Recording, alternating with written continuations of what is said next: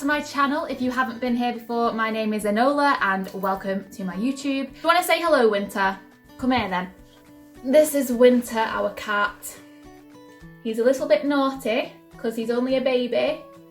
Isn't that right? He's going to be a fidget. So today I'm going to talk you through my experience on Britain's Got Talent. If you didn't already know, I was part of a Disney girl band called Misstasia. We were on Britain's Got Talent in 2015. This is something that I haven't spoken about really online before. I'm going to start by saying that Britain's Got Talent was an amazing experience. It was something that has shaped and changed my life forever in lots of different little ways. Although it didn't quite pan out the way I thought it would in the end, it was such a great experience and I learned so much. I am a bit of a Disney fan. Yes, I have a top on today with the Disney villains on. This is because I'm going to Disney on Ice tonight. I'm literally putting myself in a Disney box right now.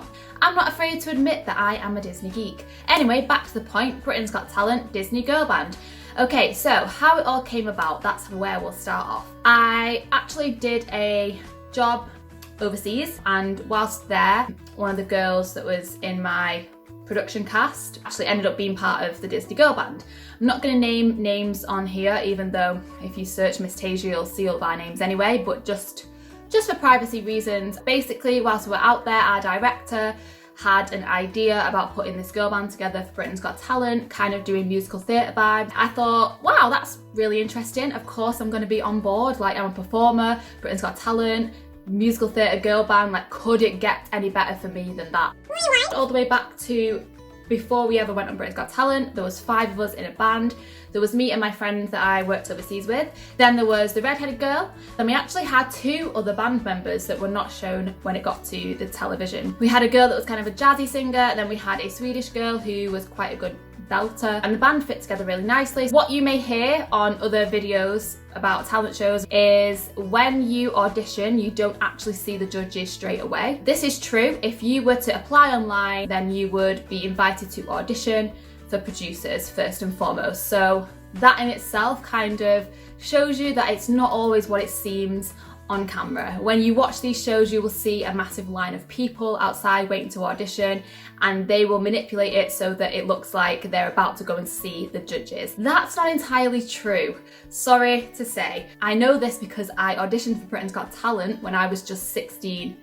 In fact, I could have been 15. This was back in like 2006 or something, and that was a completely different experience altogether. Obviously, I did not make it through that round. But going back to now 2015, we actually bypassed this round altogether. We basically knew that we were going straight to the judges. So that's kind of a lot of pressure in a way. Oh my God, we're going straight in at the deep end. We decided we were now going to go down the Disney route.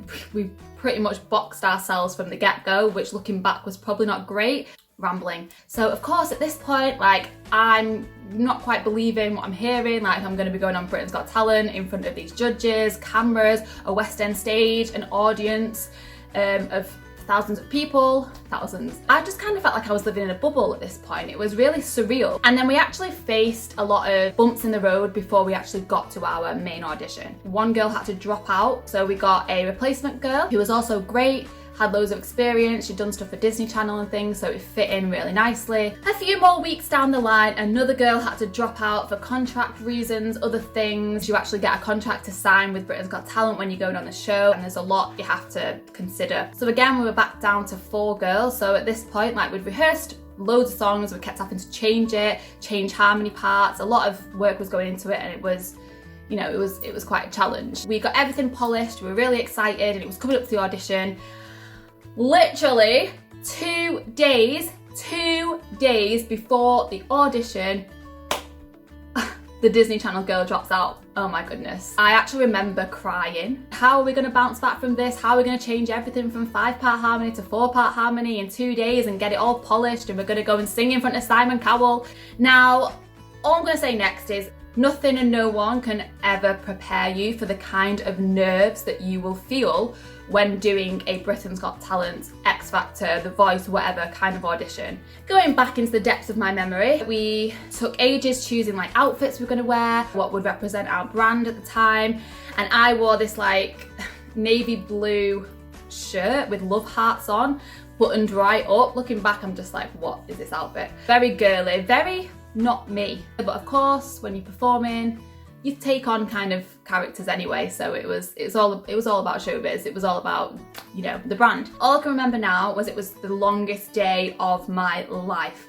We were at the Dominion, is it called Dominion? The Dominion Theatre in London. We turned up there really early in the morning. Our manager, he was so great, he gave us like a big pep talk, and I actually want to thank him for everything that he did for that band. So we thought that we would only be waiting around for like a couple of hours.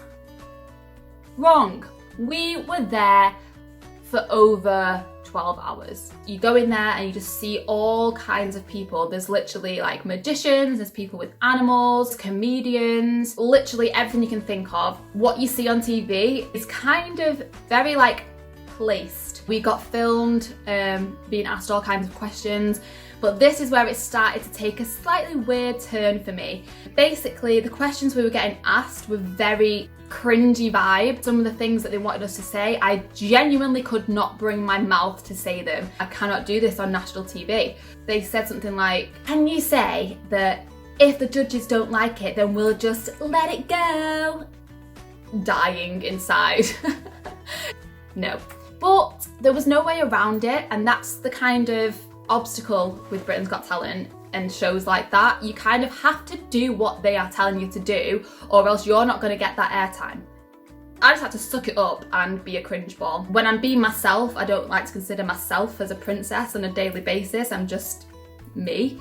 But at this point I had to just be Enola, the princess in a Disney girl band, and just be like grateful that I was being given this opportunity. We did like a few shots where we were just looking around like this, like princessy looks around the room. You're literally putting yourself out there to either be ridiculed or to be loved or to be hated. I had no control as to how it was going to be shown on TV, and we didn't think about this at this point. It's now 10 o'clock and we go backstage, and I cannot tell you how loud those buzzers are.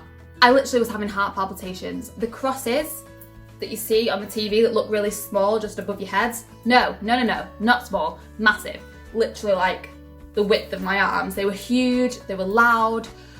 It was terrifying. Oh my God, I cannot go out on stage and start singing because all I'm gonna think about is these buzzers. One goes off, I'll die. We're all so nervous, and then we met Ant and Dec and they were absolutely incredible. We literally were handed a microphone and we stepped out on the stage not knowing what to expect. I'm shaking, my microphone's literally like this. We go out there, we introduce ourselves, they ask you a few questions, and all you can see is the whole audience. It's completely full.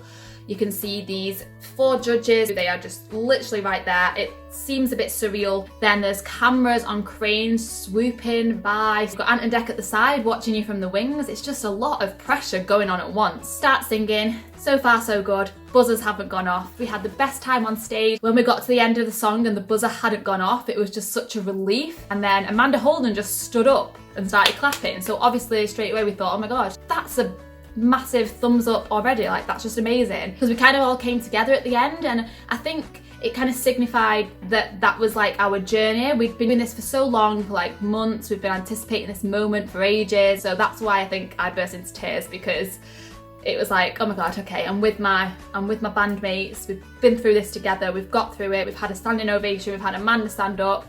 That's more than we ever expected. So anyway, that's where it all changed, because Amanda Holden basically said, it's like we've got Cinderella, Ariel, Belle and Snow White. And as soon as she said those character names, of course, the rest of our BGT journey was going to be based thoroughly on those character names.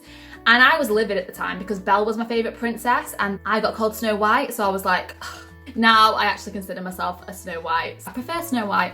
I went with it. I didn't need Belle. Who's Belle? The hilarious thing is, you literally do all that, your nerves are going, you know, you've built up for this all day, and then all of a sudden it's over and you can go home to bed in your house. Forgot to mention as well, before you do your audition, you do a sound check, you do a practice. We literally got a practice, and that, I can't believe I just forgot that. I've never heard anything like it. An audition sound check. The next part of the stage was the deliberation round. I can tell you right now that that deliberation round is just as tense as it looks on TV. They obviously build up an atmosphere for effect, but we went on stage with the 12 tenors, and then literally the judges are like really serious, and then they literally pause on purpose. The guy on the camera was literally like this with his hand up, and I was thinking, what is he doing? And he was basically holding his hand up until they were allowed to say what the verdict was. So it was the longest 2 minutes of my entire life.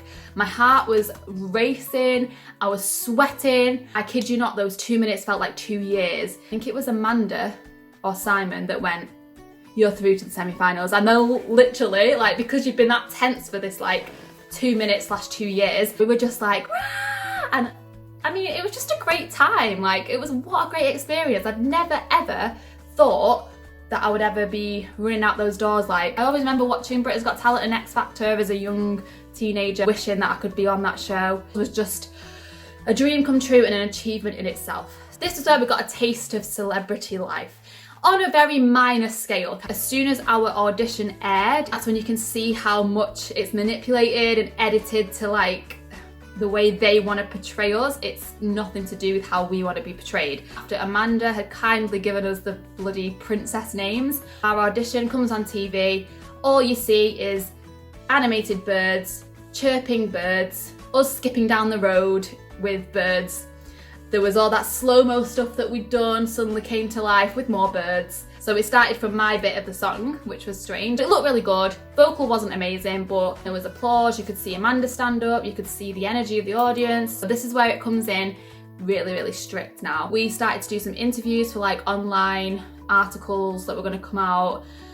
We were told to make our social media accounts completely private. And you got like an overwhelming flood of positivity, and we just had all these like young girls that were just like bombarding our inboxes, and people making random fan accounts, putting like superimposing my head on Snow White's body. Like, it was just insane. We got chauffeured around London in black cars. That sounds weird. We had to have rehearsals, but then of course, we had no creative control. That's the only thing. Simon Cowell literally said, "They're singing Let It Go, that's the end." Then we thought, we'll change it up a bit and we'll put like the Demi Lovato version into the song as well. They were like, nah. And we were told exactly what we were wearing. We were told exactly what our set was gonna be like. We then had to do a VT that was gonna be played at the start of our semi-final performance. Again, I had to be Snow White and say some ridiculous things. I had to take a bite out of an apple and throw it on the floor several times, and had to say things like, this is hilarious. "I relate to Snow White because I really like the outdoors and the animals." And I'm just thinking, no, I don't. Yeah, I like animals, like I like my cat. I don't really relate to Snow White at all. But again, you can't complain when you're being given a platform as a performer. So we went with it. It came to the point where I did the live semi-finals, completely nerve-wracking knowing that 11 million viewers were watching you, and it was live, and we sang Let It Go, and it went pretty well. The snow came down, and then of course a piece of snow lands in my mouth. I just remember singing and this like piece of paper snow just shoot into the back of my throat, and I was doing everything in my power to not choke. Also, can I just point out, I hated my hair in the Britain's Got Talent semi-final. And two of our band looked amazing and ringlet hair.